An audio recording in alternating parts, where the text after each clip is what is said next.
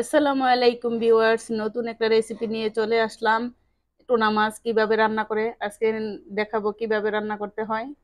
এরকম টুনা মাছ বক্সে করা রাখা। এটি দিয়ে আমি দুটো টমেটো দিয়ে আর এই পেঁয়াজগুলি নিয়েছি। এটি আমি কেটে নেব, ধুয়ে নিয়েছি, এখন আমি কেটে নিচ্ছি।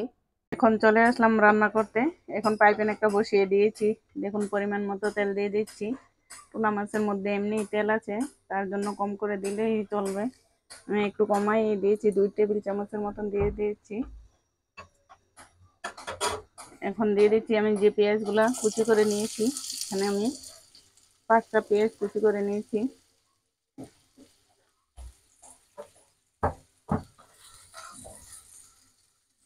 তেলটা কম হয়ে গেছে, আর একটু দিয়ে দিচ্ছি আবার তেল, আর 1 চামচের মতন দিয়ে দিচ্ছি। এটা একটু ভাজা ভাজা হয়ে আসলে আমি মশলাটি দিয়ে দেব। দেখুন আমার পেঁয়াজগুলো একটু ভাজা হয়ে গেছে। এখন এই পর্যায়ে দিয়ে দিচ্ছি 2টা এলাচ একটু ফাটিয়ে নিয়েছি। আর তারপরে দিয়ে দিচ্ছি মেথি। আপনারা চাইলে দিতেও পারেন, নাও দিতে পারেন, কিন্তু মেথিটা দিলে অনেক টেস্ট আসে এবং যে কোনো রোগের জন্য এই মেথিটা অনেক উপকারী। যারা ডায়াবেটিস তাদের জন্য আরো বেশি উপকারী।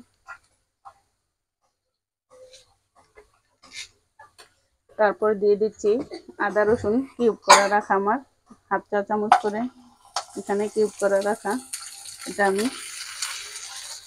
গলে যাওয়া পর্যন্ত অপেক্ষা করতেছি। এখন দিয়ে দিচ্ছি আমি মশলাগুলা।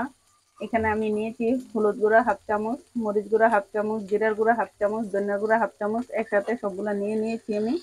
এটি আমি চামচ কতটুকু নিয়েছি এটা পরিমাণটা বলে দিলাম।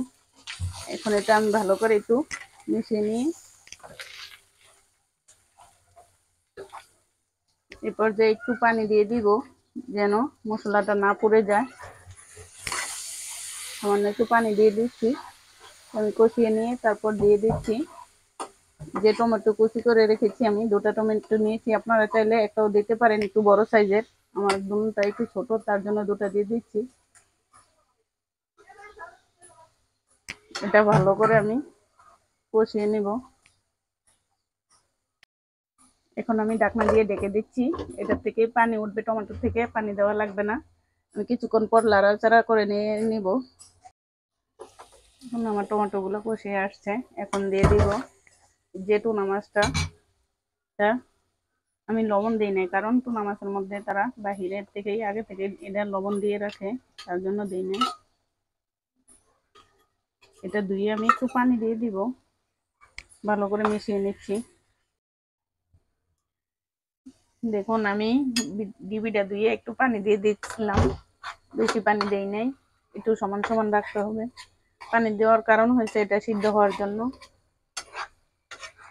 এভাবে আমি মাঝে মধ্যে কয়েকবার নাড়াচাড়া করে নিয়েছি, প্রায় হয়ে গেছে। আমি একটু ধনিয়া পাতা আর একটা মশলা দিব, স্পেশাল মশলা, এটা দিয়ে নামিয়ে নিব।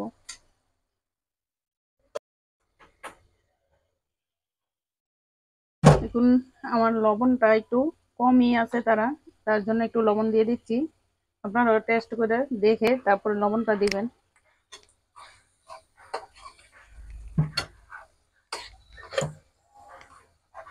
তারপর দিয়ে দিচ্ছি এই 1/2 চামচের মতন একটু গরম মশলা, স্পেশাল মাংসের মশলা। এটা আমি তৈরি করেছি এমন ভাবে যে মাছে মাংসই দেওয়া যায়।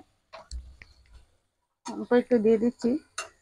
আর দিয়ে দিচ্ছি আমি 3টা কাঁচামরিচ কেটে রেখেছি, মাঝখানটা ফেরে ফেরে এভাবে কেটে কেটে নিয়েছি। এই 3টা কাঁচামরিচ দিয়ে দিচ্ছি। আর দিয়ে দিচ্ছি ধনিয়া পাতা।